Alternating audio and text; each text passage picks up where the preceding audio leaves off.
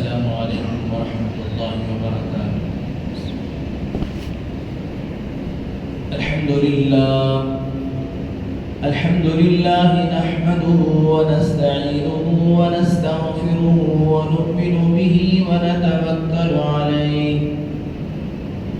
ونعوذ باللہ من شرور انفسنا ومن سیئات اعمالنا، من يهده الله فلا مضل له ومن يضلله فلا هادي له، ونشهد أن لا إله إلا الله وحده لا شريك له، ونشهد أن سيدنا وسندنا وحبيبنا وإمامنا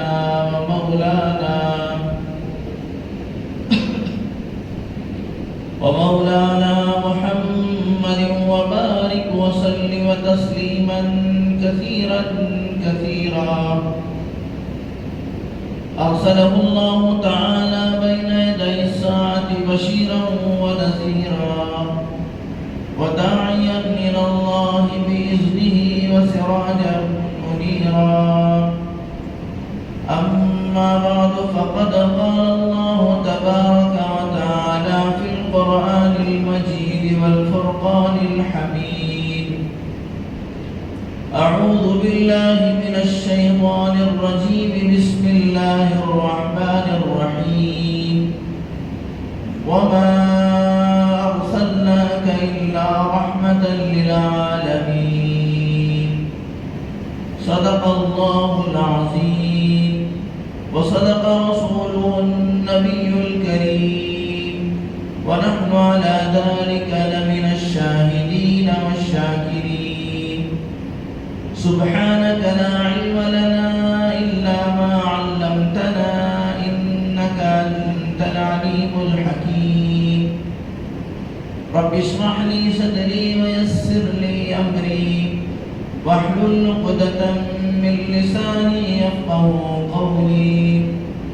اللهم صل على سيدنا مولانا محمد وبارك وسلم، اللهم صل على سيدنا مولانا محمد وبارك وسلم، اللهم صل على سيدنا مولانا محمد وبارك وسلم تسليما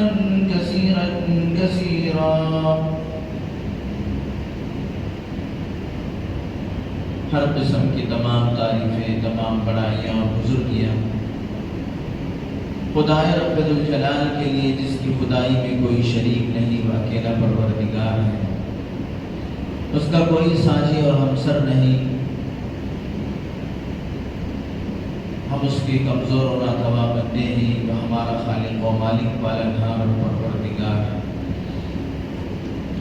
ہر پل ہر لمحہ کروڑہ کروڑ انگنت لا تعداد درود و سلام امام الانبیاء خاتم النبیین سید المرسلین رحمت للعالمین محمد مصطفیٰ احمد مجتبیٰ حضرت رسول پاک صلی اللہ علیہ وسلم، یا رب صلی وسلم دائما ابدا علی حبیبک خیر الخلق کلہم۔ معزز سامعین اکرام، فرزندان اسلام، بہت ہی قابل قدر بزرگوں اور دوستوں، یہ ربیع الاول کا مہینہ ہے اور ربیع الاول کا یہ تیسرا جمعہ ہے۔ اس ماہ مبارک کے اندر اللہ تبارک و تعالی نے اپنے محبوب حضرت محمد الرسول اللہ صلی اللہ علیہ وسلم کو دنیا میں پیدا فرمایا، اور عجیب اتفاق اسی ماہ ربیع الاول کے اندر سرکار دو عالم صلی اللہ علیہ وسلم دنیا سے تشریف بھی لے گئے۔ جب کوئی بندہ ماہ ربیع الاول کے اندر خاص کر 12 ربیع الاول کی تاریخ میں خوشی منانے کے لیے نکل پڑتا ہے تو اسے خوشی منانے میں حد سے زیادہ تجاوز کرنے سے اور شریعت اسلامیہ کے حدود کو پار کر کے ایسے خرافات و بدعات میں مبتلا ہونے سے روکنے والی اگر کوئی چیز ہے تو 12 ربیع الاول کو اللہ کے نبی صلی اللہ علیہ وسلم کا وصال بھی ہوا، تو یہ سوچ کر وہ اپنی اس خوشی کو جو شریعت کے حدود سے بالاتر ہو کر جا رہی ہے اس کو کنٹرول کرتا ہے۔ ارے آج کا دن تو میرے آقا صلی اللہ علیہ وسلم کی وفات کا دن بھی تو ہے۔ اب جب کوئی وفات کی بات کو سن کر ماتم کرنے لگ جائے، گریبان چاک کرنے لگ جائے، نوحہ اور رونا پلانا شروع کر دے، تو اس بات کا استحضار کہ آقا صلی اللہ علیہ وسلم کی پیدائش بھی تو آج کے دن ہے، تو ان بدعات و خرافات اور وہ چیزیں جو کہ شریعت کے اندر جائز نہیں کہ کسی کے انتقال پر ماتم منایا جائے، گریبان چاک کیا جائے، اس سے وہ بچ جا سکتا ہے۔ حکیم الامت حضرت مولانا اشرف علی تھانوی رحمۃ اللہ علیہ ان دونوں باتوں کو رکھ کر فرماتے ہیں کہ اس سے پتہ یہ چلتا ہے کہ اسلام ایک اعتدال کا مذہب ہے، اسلام ایک میانہ روی کا مذہب ہے، اسلام نہ خوشی میں حد سے تجاوز کرنے کی اجازت دیتا ہے، نہ غم میں اپنے گریبانوں کو چاک کرنے اور نوحہ کرنے اور اپنے سینوں کو نوچنے کی اجازت دیتا ہے۔ الغرض میرے دوستو، اللہ تبارک و تعالیٰ نے ہم مسلمانوں کو دو بے مثال نعمتیں عطا فرمایا ہے۔ دو بے مثال نعمتیں اللہ تبارک و تعالیٰ نے ہمیں عطا فرمایا ہے۔ ایک، اللہ تبارک و تعالیٰ نے ہم کو مذہب اسلام عطا فرمایا، جس کے بارے میں اللہ جل شانہ قرآن مجید کے اندر ارشاد فرماتے ہیں، اليوم اکملت لکم دینکم واتممت علیکم نعمتی ورضیت لکم الاسلام دینا۔ جب یہ آیت کریمہ قرآن مجید کے اندر نازل ہوئی، یہود و نصارہ نے مسلمانوں سے کہا اگر یہ آیت ہمارے مذہب میں نازل ہوتی، ہماری مذہبی کتابوں میں تورات و انجیل میں نازل ہوتی تو اس دن کو ہم خوشی کا دن مناتے، کہ اللہ نے اسلام کے بارے میں فرمایا اليوم اکملت لکم دینکم، آج کے دن میں نے دین اسلام کو مکمل کر دیا، واتممت علیکم نعمتی، اور میں نے میری نعمت کو تم پر مکمل کر دیا، ورضیت لکم الاسلام دینا، اور میں تم سے راضی ہو گیا دین اسلام کو دے کر، یعنی دین اسلام سے میں راضی ہو گیا۔ حضرت عمر رضی اللہ تعالیٰ عنہ نے فرمایا ہمیں اچھی طرح پتہ ہے یہ آیت کس وقت نازل ہوئی اور کس موقع پر نازل ہوئی، اور اللہ تبارک و تعالیٰ نے یہ آیت جب نازل فرمایا وہ ہمارے لیے سب سے بڑا خوشی کا دن تھا۔ وہ عرفات کے میدان میں اللہ تبارک و تعالیٰ نے یہ آیت نازل فرمائی، اور عرفات کا دن مسلمانوں کے لیے سب سے بڑا دن ہوا کرتا ہے۔ اللہ تبارک و تعالیٰ اس دن امت محمدیہ صلی اللہ علیہ وسلم کے گناہوں کو اللہ تعالیٰ معاف فرما دیتے ہیں، اگرچہ کہ وہ اس کے گناہ سمندر کے جھاگ سے بھی زیادہ ہو۔ تو ایک تو اللہ تبارک و تعالیٰ نے بے مثال نعمت مذہب اسلام ہم کو عطا فرمایا۔ حدیث پاک کے اندر آتا ہے الاسلام یہدم ما کان قبلہ، جب ایک کوئی 70 سال کا کافر اسلام قبول کر لیتا ہے، مسلمان بن جاتا ہے، کلمہ لا الہ الا اللہ پڑھ لیتا ہے، اسلام اتنی بڑی دولت ہے کہ ایک ہی لمحے کے اندر اس کے ایمان لانے سے پہلے کے سارے گناہ معاف ہو جاتے ہیں۔ ایک لفظ اللہ تبارک و تعالیٰ اس کے سارے گناہوں کو معاف فرما دیتا ہے۔ اور دوسری ہے کہ اللہ تبارک و تعالیٰ نے ہم کو بے شمار نعمتیں عطا فرمایا۔ قرآن میں اللہ تعالیٰ خود ارشاد فرماتا ہے وَإِن تَعُدُّوا نِعْمَةَ اللَّهِ لَا تُحْصُوهَا، اگر تم میری نعمتوں کو شمار کرنا چاہو تو شمار نہیں کر سکتے۔ لیکن اللہ تبارک و تعالیٰ نے کسی نعمت پر، کسی احسان پر، کسی نعمت کے عطا کرنے پر اللہ نے یہ احسان نہیں جتایا کہ میں نے تم پر یہ احسان کیا۔ اللہ نے آنکھوں کی نعمت عطا فرمایا لیکن اللہ نے یہ احسان نہیں جتایا۔ اللہ تبارک و تعالیٰ نے سارے اعضاء کو صحیح سالم بنا کر ماں کے پیٹ سے اللہ تبارک و تعالیٰ نے پیدا فرمایا، اللہ نے یہ احسان نہیں جتایا کہ میں نے تم کو صحیح سالم پیدا فرما دیا۔ اور اللہ تبارک و تعالیٰ نے اور بے شمار نعمتیں عطا فرمایا کہ کسی کو مال بے تماشا بے تحاشا اللہ تبارک و تعالیٰ نے عطا فرمایا، اور کسی کو اللہ تعالیٰ نے حسن و جمال عطا فرمایا، اور کسی کو اللہ تبارک و تعالیٰ نے حسب و نسب عطا فرمایا۔ لیکن ان تمام نعمتوں میں سے کسی نعمت پر اللہ نے احسان نہیں جتایا۔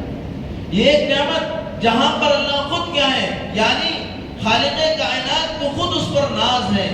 اور اللہ تبارک و تعالیٰ کو خود اس پر فخر ہے۔ اللہ تبارک و تعالیٰ اس نعمت کو عطا فرماتے ہوئے فرماتے ہیں لَقَدْ مَنَّ اللَّهُ عَلَى الْمُؤْمِنِينَ، کہ میں نے ایمان والوں پر احسان کیا۔ لَقَدْ مَنَّ اللَّهُ عَلَى الْمُؤْمِنِينَ، تحقیق کہ میں نے مومنوں پر احسان کیا۔ اِذْ بَعَثَ فِيهِمْ رَسُولًا، کہ میں نے ان لوگوں میں سے ایک رسول کو، رسول محمد صلی اللہ علیہ وسلم کو، رسول امی صلی اللہ علیہ وسلم کو مبعوث فرمایا۔ حضور پاک صلی اللہ علیہ وسلم کو جو اللہ تبارک و تعالیٰ نے ہمارے لیے جو عطا فرمایا، اس پر اللہ تبارک و تعالیٰ کہتے ہیں لوگوں تم گمراہی میں پڑے ہوئے تھے، تم تاریکی میں پڑے ہوئے تھے، تم جہالت میں پڑے ہوئے تھے، اور تم اندھیروں میں پڑے ہوئے تھے۔ میں نے جناب محمد الرسول اللہ صلی اللہ علیہ وسلم کو تمہارے درمیان مبعوث فرما کر میں نے احسان کیا کہ میرے نبی آ کر تم کو اندھیروں سے نکالے، میرے نبی نے آ کر تم کو جہالت سے نکالا، میرے نبی نے آ کر تم کو کلمہ لا الہ الا اللہ کی تعلیم دی۔ چنانچہ میرے دوستو، اللہ کے نبی صلی اللہ علیہ وسلم کا دنیا میں تشریف لانا یہ امت محمدیہ صلی اللہ علیہ وسلم کے لیے بہت بڑی خوشی اور باعث شرف و عزت کا مقام ہے۔ لیکن میرے دوستو، یہاں پر رک کر ہم کو یہ سمجھنا ہے کہ اللہ کے نبی صلی اللہ علیہ وسلم کی آمد پر، اللہ کے نبی صلی اللہ علیہ وسلم کی پیدائش پر کیا صرف خوشی منا لینا یہ کافی ہے؟ اللہ کے نبی صلی اللہ علیہ وسلم ربیع الاول کے مہینے میں 12 ربیع الاول کو پیدا ہوئے، تو کیا 12 ربیع الاول کو جشن منا لینا، خوشی منا لینا اور جھنڈیاں لہرا لینا، چراغاں کرنا یہ اتنا کچھ کافی ہے یا اور کچھ کرنے کی ضرورت؟ میرے دوستو، اللہ کے نبی صلی اللہ علیہ وسلم کی پیدائش پر بے شک خوشی ہے، لیکن صرف آپ کی پیدائش پر خوشی منا لینا کافی نہیں ہے، بلکہ آپ کی اتباع کرنا، آپ کے دین پر چلنا، آپ کی سنتوں کو اپنانا، آپ کے طریقے کو دل سے لگانا یہ اصل چیز ہے۔ ورنہ آپ صلی اللہ علیہ وسلم کی پیدائش پر خوشی غیروں نے بھی کی ہے۔ آپ علیہ السلام بغیر، یعنی آپ صلی اللہ علیہ وسلم کی دنیا میں آنے سے پہلے آپ کے والد کا سایہ سر سے اٹھ چکا تھا۔ آپ صلی اللہ علیہ وسلم یتیم پیدا ہوئے، چنانچہ جب آپ علیہ السلام کی پیدائش ہوئی تو آپ کا ایک چچا جس کا اصل نام عبد العزا لیکن اس کو ابو لہب کہا تھا، آپ صلی اللہ علیہ وسلم کا چچا ابو لہب، جب اس کی ایک بانٹی تھی جس کا نام سویبہ تھا، اس نے اللہ کے نبی صلی اللہ علیہ وسلم جیسے ہی حضرت آمنہ کے گھر پیدا ہوئے، ابو لہب کو آپ کے پیدا ہونے کی خوشخبری آ کر سنائی، اے ابو لہب آپ کے یہاں بھتیجا پیدا ہوا ہے۔ جیسے ہی ابو لہب کو اس بات کی اطلاع ملی کہ میرے بھائی، میرے مرحوم بھائی عبداللہ کے گھر بیٹا پیدا ہوا ہے، تو ابو لہب کو اتنی خوشی ہوئی وہ خوشی میں اتنا مست ہو گیا کہ جو باندی نے آ کر خوشخبری سنائی تھی حضرت سویبہ نے کہ تمہارے بھائی کو بیٹا ہوا یعنی تمہیں بھتیجا ہوا، تو خوشی کے مارے اس نے اسی وقت اپنی باندی کو آزاد کر دیا، اسی وقت اس نے اپنی باندی کو آزاد کر دیا۔ حضور پاک صلی اللہ علیہ وسلم کی پیدائش پر ابو لہب نے بھی خوشی منائی۔ لیکن میرے دوستو، جب آپ علیہ السلام نے دین محمدی کا اعلان فرمایا، اللہ تبارک و تعالیٰ کے ایک ہونے کا اعلان فرمایا اور توحید حق کی طرف اللہ کے نبی صلی اللہ علیہ وسلم نے بلایا، تو سب سے پہلے یہی ابو لہب نے آپ کی منافقت میں اترا، آپ کی دشمنی میں اترا۔ اور تفسیروں کے اندر آتا ہے جب اللہ کے نبی صلی اللہ علیہ وسلم کوہ صفا پہاڑی پر کھڑے ہو کر تمام قریشیوں کو جمع فرمایا اور اللہ کے نبی صلی اللہ علیہ وسلم نے ایک تفسیری خطاب فرمایا، اے لوگوں دیکھو، میں پہاڑ کی چوٹی پر کھڑا ہوں اور میں پہاڑ کی اس طرف کو بھی دیکھ رہا ہوں اور پیچھے کی طرف کی بھی دیکھ رہا ہوں۔ اگر میں یہ کہوں کہ پیچھے کی طرف سے ایک قافلہ ہتھیاروں سے لیس ہو کر آ رہا ہے جو تم کو عنقریب تم پر حملہ کرے گا، کیا تم اس کو سچ مانو گے یا جھوٹ؟ لوگوں نے کہا کہ آپ صادق ہیں، آپ امین ہیں، آپ نے اسلام کی دعوت دینے سے پہلے 40 سال مکے والوں کے سامنے کھلی کتاب کی طرح زندگی گزارا تھا، کبھی آپ نے جھوٹ نہیں بولا تھا، کبھی آپ نے خیانت نہیں کیا تھا، کبھی آپ نے کسی کے ساتھ کوئی ظلم نہیں کیا تھا، سارے لوگ آپ کو صادق اور امین کے نام سے جانا کرتے تھے۔ آپ علیہ السلام نے اس کے بعد فرمایا، اے لوگوں دیکھو، میں اللہ کی طرف سے بھیجا گیا پیغمبر ہوں، میں تم کو ایک اللہ کی طرف بلاتا ہوں، تم ایک اللہ کی طرف مان لو ورنہ اللہ کا عذاب تم پر آئے گا۔ تو اتنا کہنا تھا، سب سے پہلے ابو لہب نے اللہ کے نبی صلی اللہ علیہ وسلم کے سے کہا، تبت لک لہذا جمعتنا، تیرا ہاتھ ہلاک ہو جائے یا تو اسی وجہ سے ہم کو جمع کیا۔ اور اس نے زمین میں جھک کر زمین پر ہاتھ رکھ کے پتھر اٹھایا اور اللہ کے نبی صلی اللہ علیہ وسلم کی طرف وار کیا۔ اللہ کے نبی صلی اللہ علیہ وسلم اس وقت صبر سے کام لیے، اللہ کے نبی نے زبان سے کوئی جواب نہیں دیا، لیکن اللہ کو کب برداشت ہو سکتا تھا اپنے پیارے نبی صلی اللہ علیہ وسلم کو کوئی گالی دے اور آپ علیہ السلام کی طرف کوئی پتھر اٹھائے اور آپ علیہ السلام کے ہاتھ کو ہلاکت ہونے کی بد دعا دے۔ اللہ تبارک و تعالیٰ نے فوراً سورہ لہب نازل فرمایا، تبت یدا ابی لہب وتب، ابو لہب کے دونوں ہاتھ ہلاک ہو جائیں۔ تبت یدا ابی لہب وتب ما اغنی عنہ مالہ وما کسب، کہ ابو لہب کو اس کا مال اور اس کی کمائی کوئی کام نہیں دے گی۔ چنانچہ کتابوں میں لکھا ہے کہ اس کی بیوی، اللہ تعالیٰ آگے ارشاد فرماتے ہیں وَامْرَأَتُهُ حَمَّالَةَ الْحَطَبِ، کہ اس کی بیوی وہ لکڑیوں کو اکٹھا کرتی تھی۔ اس کی مفسرین نے دو تفسیریں کی ہیں، ایک تو یہ کہ وہ لکڑیوں کا گھٹر بنا کر سر پہ رکھ کے لاتی تھی، دوسرا یہ ہے کہ وہ اللہ کے نبی کے راستے میں کانٹے بچھاتی تھی۔ مفسرین نے تفسیر کی ہے۔ اور پھر اس ابو لہب کے دو بیٹوں سے اللہ کے نبی صلی اللہ علیہ وسلم کی دو بیٹیوں کی منگنی ہوئی تھی۔ منگنی گویا کہ اس زمانے کے اعتبار سے نکاح ہو چکا تھا، رخصتی باقی تھی۔ چنانچہ ابو لہب نے جیسے اللہ کے نبی صلی اللہ علیہ وسلم نے دین حق کی دعوت کو دینا شروع کیا، ایک اللہ کی طرف بلایا، تو اس نے اپنے دونوں بیٹوں کو بلا کر کہا کہ محمد کے منہ پر جا کر اس کی دونوں بیٹیوں کو طلاق دے دو۔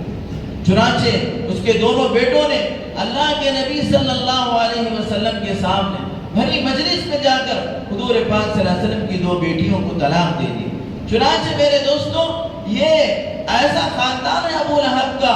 ماں فیملی وتھ فیملی، یہ جہنمی ہے، سب کے سب جہنمی ہیں۔ اللہ تبارک و تعالیٰ نے اس کی بیوی کے بارے میں فرمایا قرآن مجید کے اندر کہ اس کو جہنم کے اندر سولی کے پھندے پہ چڑھایا جائے گا۔ اور ان لوگوں کے بارے میں اللہ تبارک و تعالیٰ نے اس سورہ لہب کے اندر وعیدیں اور عذاب اللہ تبارک و تعالیٰ نے نازل فرمایا۔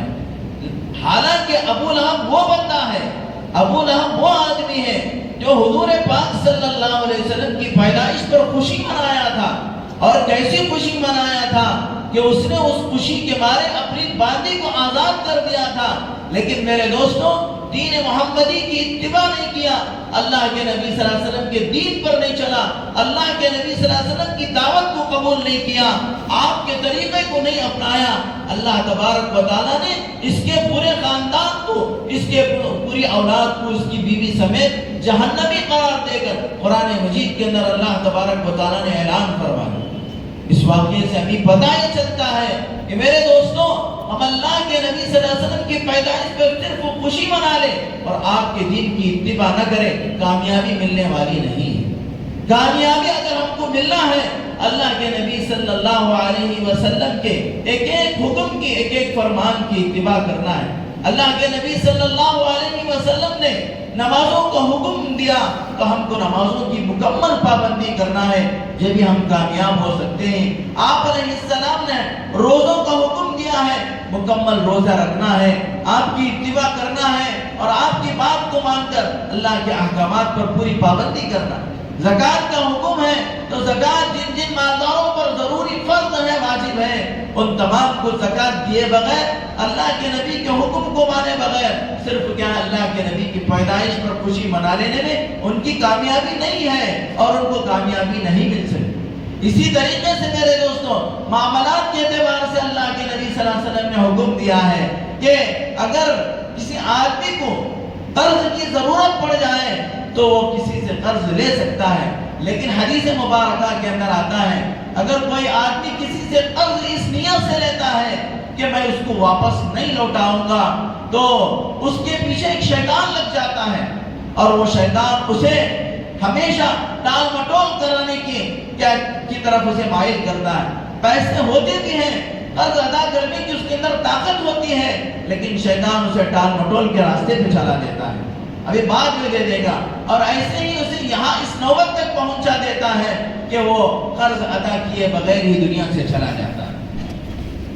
اور حدیث پاک کے اندر آتا ہے کوئی بندہ قرض کی ضرورت پڑ جائے اور وہ قرض ادا کرنے کی نیت سے کسی سے قرض لے، اللہ تبارک و تعالیٰ اس کے پیچھے ایک فرشتے کو لگا دیتے، وہ فرشتہ اسے اس کے کاموں میں مدد کرتا ہے، اور جیسے ہی اس کے پاس روپیہ پیسہ آ جاتا ہے وہ فوراً اپنے اس قرض کے بوجھ کو اپنے سر سے اتارنے کی کوشش کرتا ہے۔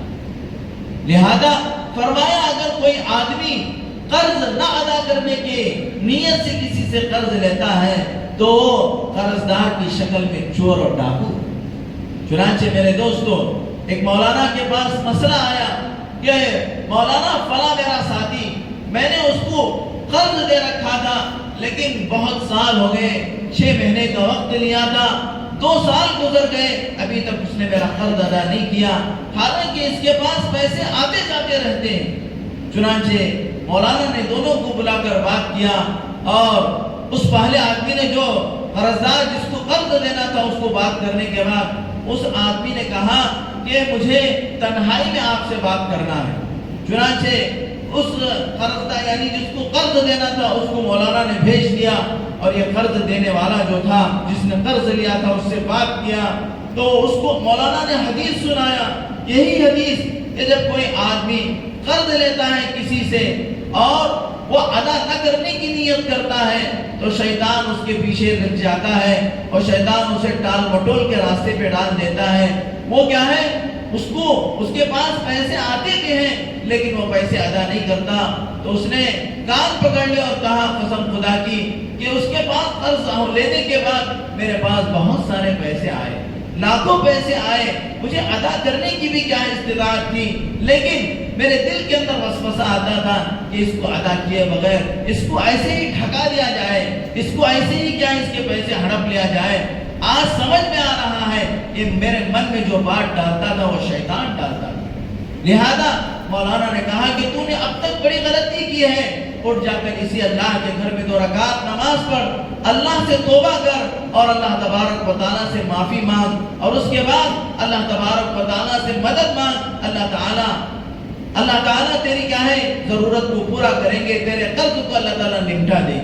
چنانچہ میرے دوستوں چند ہی دن گزرے تھے، وہ آدمی جس کو قرض دینا تھا وہ آیا اور آ کر کہا کہ حضرت پتہ نہیں آج رات میرا وہ ساتھی جس نے مجھ سے قرض لیا تھا میرے دروازے پر آ کر اس نے کھٹکھٹایا اور بڑے ادب کے ساتھ مجھے 2 لاکھ روپے واپس کر کے گئے۔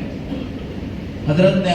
سے کہا یہ سب کچھ آپ کی دعاؤں سے ہوا۔ حضرت نے اسے واقعہ سمجھایا، بات ایسی نہیں تھی، پہلے اس کی نیت یہ تھی کہ میں اس کو قرض ادا نہ کروں، اور اللہ تعالیٰ نے اس کی وجہ سے اس کے پیچھے شیطان لگا دیا تھا، اور شیطان اس کے دل کے اندر وسوسے ڈال رہا تھا،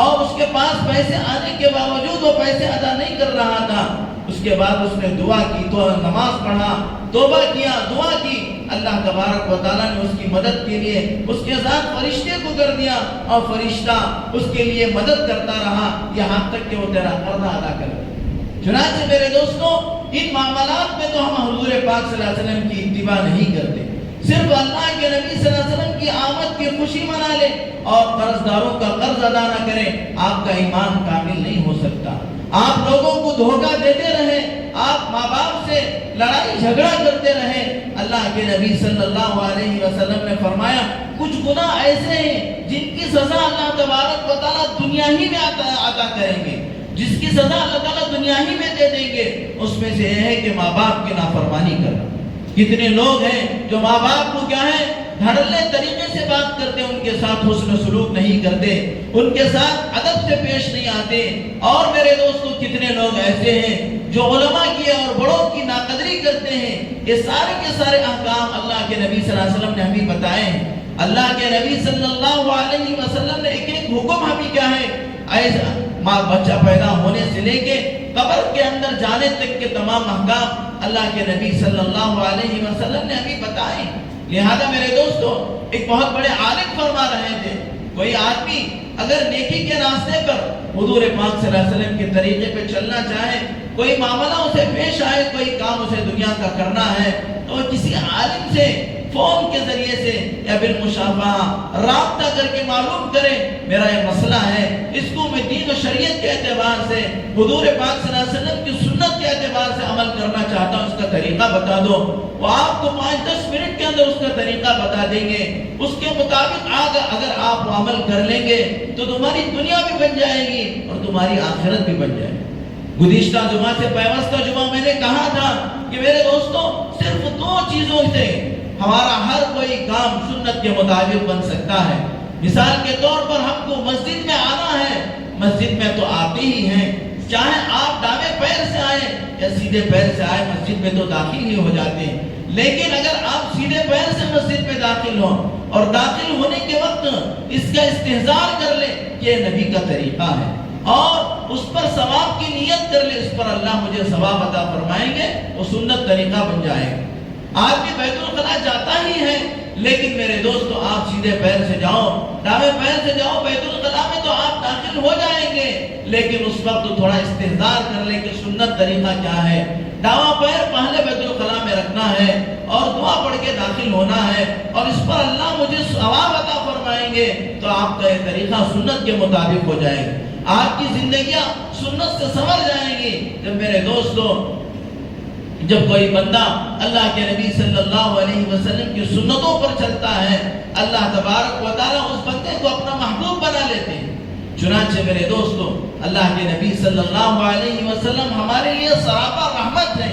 اللہ تبارک و تعالیٰ نے آپ علیہ السلام عطا فرما کر ہم پر بہت بڑا احسان فرمایا۔ چنانچہ اللہ کے نبی صلی اللہ علیہ وسلم کے ذریعے سے ہمیں کیسے رحمتیں ملی، اس کی 2-3 جھلکیں آپ کو میں بتا کر اپنی بات کو ختم کرتا ہوں۔ ایک مرتبہ نبی رحمت صلی اللہ علیہ وسلم سفر میں تشریف فرما تھے، غزوے سے واپس آ رہے تھے۔ رسول اللہ صلی اللہ علیہ وسلم رات کے آخری پہر میں ایک جگہ پر پڑاؤ ڈالا، اور اللہ کے نبی صلی اللہ علیہ وسلم نے حضرت بلال رضی اللہ تعالیٰ عنہ کو ذمہ داری دی کہ آپ فجر میں ہم کو جگا دیں، ہم تھوڑا آرام کر لیتے ہیں۔ چنانچہ سارے صحابہ ماں اللہ کے رسول صلی اللہ علیہ وسلم کے سو گئے، اور حضرت بلال رضی اللہ تعالیٰ جاگتے رہے اللہ کے نبی، یہاں تک کہ حضرت بلال تھوڑا سا سہارا لے کر بیٹھے، ان کو بھی نیند لگ گئی، آنکھ لگ گئی، حضرت بلال بھی سو گئے، یہاں تک کہ کوئی نہیں جگا۔ سب سے پہلے دھوپ کی تمازت اور دھوپ کی تپش کی وجہ سے سرکار دو عالم صلی اللہ علیہ وسلم کی آنکھ بیدار ہوئی، تو اللہ کے نبی صلی اللہ علیہ وسلم نے سب کو جگایا اور بلال کو جگایا اور کہا کہ بلال آپ بھی سو گئے، ہم نے تو آپ پر بھروسہ کر کے سوئے تھے۔ حضرت بلال رضی اللہ تعالیٰ نے کہا کہ اللہ کے رسول جس ذات نے آپ کو سلایا اسی ذات نے مجھے بھی سلا دیا۔ اللہ کے نبی صلی اللہ علیہ وسلم نے فرمایا یہ سلانا بھی اللہ تبارک و تعالیٰ کو یہ اس وجہ سے منظور تھا کہ ہم کو نماز قضا کا حکم اللہ تبارک و تعالیٰ معلوم کرانا چاہتے ہیں۔ اگر اللہ کے نبی صلی اللہ علیہ وسلم کی نماز قضا نہ ہوتی تو پھر نمازوں کی قضا کا مسئلہ بھی کیسے معلوم ہوتا؟ اللہ کے نبی صلی اللہ علیہ وسلم کا سونا بھی امت کے لیے رحمت ہے۔ اسی طریقے سے اللہ کے نبی صلی اللہ علیہ وسلم ایک مرتبہ ظہر یا عصر کی نماز ادا فرما رہے تھے، 2 رکعت پر اللہ کے نبی صلی اللہ علیہ وسلم نے سلام پھیر دیا۔ حالانکہ ظہر اور عصر کی نماز 4 رکعت ہے، 2 رکعت پر اللہ کے نبی صلی اللہ علیہ وسلم نے سلام پھیر دیا۔ صحابہ اللہ کے نبی کا انتہائی ادب کیا کرتے تھے، چنانچہ صحابہ نے آپ سے یہ نہیں کہا کہ اللہ کے رسول آپ نے 2 ہی رکعت نماز پڑھائے، بلکہ صحابہ نے کہا اللہ کے رسول کیا نماز 4 کے بجائے 2 ہو گئی؟ یعنی عصر کی نماز یا ظہر کی نماز جو 4 رکعت اب تک تھی کیا وہ 2 رکعت ہو گئی؟ اللہ کے نبی صلی اللہ علیہ وسلم نے فرمایا نہیں، نماز تو 4 ہی رکعت ہے۔ پھر صحابہ نے کہا اللہ کے رسول آپ نے 2 رکعت پر سلام پھیرا تو اللہ کے نبی صلی اللہ علیہ وسلم نے فرمایا لا نسیت بل نسیت، میں بھولا نہیں بلکہ مجھے بھلایا گیا ہے، تاکہ اس کے ذریعے سے سجدے سہو کا مسئلہ امت کو معلوم ہو جائے۔ اگر کوئی آدمی 4 رکعت والی نماز میں 2 رکعت پر بیٹھ کر سلام پھیر دے، وہ بات چیت کرنے سے پہلے اور اپنے سینے کو قبلے سے پھیرنے سے پہلے اسے یاد آ جائے تو پھر وہ 2 رکعت کو اور 2 رکعت کو پڑھ کر آخر میں سجدے سہو کر لے۔ اس سجدے سہو کے مسئلے کو اللہ تبارک و تعالیٰ نے معلوم کرانے کے لیے حضور پاک صلی اللہ علیہ وسلم کو اللہ نے بھول دیا۔ یہ اللہ کے نبی کا بھولنا بھی امت کے لیے رحمت ہے۔ اسی طریقے سے اللہ کے نبی صلی اللہ علیہ وسلم کے ایسے بے شمار چیزیں ہیں جس کی وجہ سے اللہ کے نبی صلی اللہ علیہ وسلم کی وجہ سے امت کو رحمت اور امت کو اللہ تبارک و تعالیٰ نے رفعت اور امت کو اللہ تبارک و تعالیٰ نے آسانی اور سہولت عطا فرمایا۔ میرے دوستو، اصل چیز تو یہ ہے کہ ہم اللہ کے نبی صلی اللہ علیہ وسلم کی سنتوں کی اتباع کریں، آپ کے طریقے پر زندگی گزاریں، اور آپ علیہ السلام سے بڑھ کر کوئی دنیا کے اندر ہمیں نمونہ اور آئیڈیل نہیں مل سکتا۔ میرے دوستو، اللہ تبارک و تعالیٰ نے قرآن مجید میں بھی ہم لوگوں کو یعنی مسلمانوں کو، اللہ کے نبی کے ماننے والوں کو، اللہ کے نبی کی امتیوں کو یہی حکم دیا ہے کہ تم اپنے لیے آئیڈیل اللہ کے نبی صلی اللہ علیہ وسلم کو بناؤ، اس لیے کہ اللہ کے نبی اللہ کے محبوب ہے۔ جو کوئی اللہ کے نبی صلی اللہ علیہ وسلم کے طریقے پر چلے گا وہ اللہ کا محبوب ہوگا۔ چنانچہ ہر چیز کے اندر میرے دوستو ہمیں سنتوں کو اپنانا ہے، رسول اللہ صلی اللہ علیہ وسلم کے نقش قدم پر چلنا ہے۔ آج فتنے امٹ کر آ رہے ہیں، اس کی وجہ یہ ہے کہ ہم نے دین کو چھوڑ دیا ہے، اللہ کے نبی کے طریقے کو چھوڑ دیا ہے، اللہ کے نبی کی سنتوں کو ہم نے چھوڑ دیا ہے۔ اگر میرے دوستو ہم اللہ کی کتاب اور اللہ کے نبی کی سنت کو مضبوطی کے ساتھ تھام لیں گے، دنیا کا کوئی فتنہ ہمارے اوپر مؤثر نہیں ہوگا۔ دنیا کی کسی بھی فتنے سے ہم کیا ہے میرے دوستو، ہم کیا ہے متاثر نہیں ہوں گے، اور اللہ تبارک و تعالیٰ کی مدد ہمارے ساتھ ہوگی۔ آج دیکھیے ہمارے اکابرین، ہمارے اللہ والے سنتوں پر چلنے کی وجہ سے، اللہ کے دین حق پر مضبوطی کے ساتھ قائم ہونے کی وجہ سے ان کو اللہ نے کیسی ہمتیں عطا فرمایا۔ حضرت مولانا کلیم صدیقی صاحب، اللہ اکبر، کیا حضرت کو میرے دوستو دشمنوں نے اور اس موجودہ حکومت نے پہلی 2021 کے اندر حضرت کو دھرم پریورتن کے عنوان پر یعنی اس الزام پر حضرت کو کیا ہے قید کیا۔ تقریباً 2 سال کی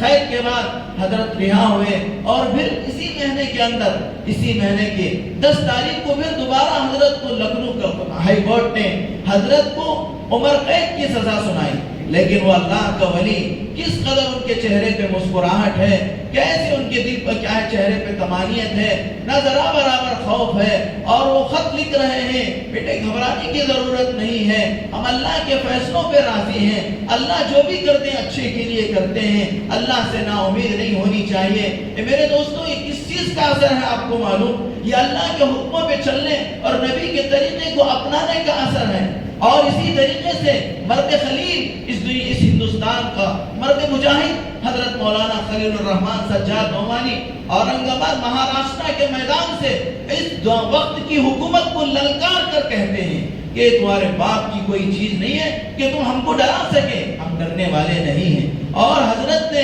اس میدان سے اس ہندوستان کے ہوم منسٹر کو چیلنج کرتے ہیں اور اس کی آنکھ میں آنکھ ڈال کر بات کرتے ہیں، یہ کیا چیز ہے آپ کو معلوم ہے؟ یہ اللہ کے حکم اور نبی کے طریقے کو چلنے کی جرأت و شجاعت اور ہمت ہے میرے دوست۔ ان لوگوں کے اندر حکومت وقت سے، نمرودوں وقت کے نمرودوں سے، وقت کے فرعونوں سے آنکھ پہ آنکھ ڈالنے کی طاقت کہاں سے آئی؟ یہ میرے دوستو اللہ کے احکام اور حضرت نبی کے پاک صلی اللہ علیہ وسلم کے طریقے پہ چلنے کی برکت ہے۔ آج بھی دنیا کے اندر ہم سب کو، ہماری اس پوری امت کو سنبھالنے کے لیے اللہ نے بہت سارے اللہ والوں کو اللہ نے پیدا فرمایا ہے، لیکن میرے دوستو ہم سب کو ان کا ساتھ دینا ہے۔ کیسے ساتھ دینا ہے؟ اللہ کے حکموں پر چل کر، نبی کے طریقے کو اپنا کر، نمازوں کے ذریعے سے، دعاؤں کے ذریعے سے اللہ کی مدد کو حاصل کرتے ہوئے ہم سب کو میرے دوستو ایک امت واحد بن جانا ہے، اتحاد اپنے اندر پیدا کر لینا ہے۔ اور میرے دوستو اتحاد ایک ایسی طاقت ہے جس کو کوئی کیا ہے ختم نہیں کر سکتا۔ آج ہم فرقوں میں بٹے ہوئے ہیں، آج ہم کیا ہے میرے دوستوں مذہبوں میں بٹے ہوئے ہیں، ہمارے اندر ایک جہتی نہیں ہے، اتحاد نہیں ہے، اور ہم کیا ہے میرے دوستوں انتشار کے شکار ہو چکے ہیں، جس کی وجہ سے دشمن ہم پر حملہ کرنے کے لیے اور ہم لوگوں کو ڈرانے اور دھمکانے پر اتر آیا ہے۔ لیکن میرے دوستو یاد رکھو کہ اللہ کے نبی حضرت محمد رسول اللہ صلی اللہ علیہ وسلم کی امت ہے اور ہم اللہ کا کلمہ پڑھنے والے ہیں۔ دنیا ختم ہو جائے گی لیکن مذہب اسلام ختم نہیں ہوگا، اللہ کا دین ختم نہیں ہوگا۔ اللہ تبارک و تعالی اس دین کو ہمیشہ غالب رکھنے کے لیے بھیجا ہے، یہ دین کبھی مغلوب نہیں ہوگا۔ جو لوگ حکومتوں سے متاثر ہوں گے وہ لوگ کیا ہے اپنے ایمان کو خراب کر لیں گے، جو لوگ ایمان کو مضبوطی کے ساتھ تھام لیں گے، رسول اللہ صلی اللہ علیہ وسلم کے طریقے کو مضبوطی کے ساتھ تھام لیں گے، اللہ کی مدد ان کے ساتھ ہوگی اور اللہ تبارک و تعالی ہمیشہ ایسے ہی لوگوں کو کامیاب فرمائیں گے۔ اللہ تعالیٰ سے دعا ہے کہ اللہ تبارک و تعالی اس پرفتن زمانے کے اندر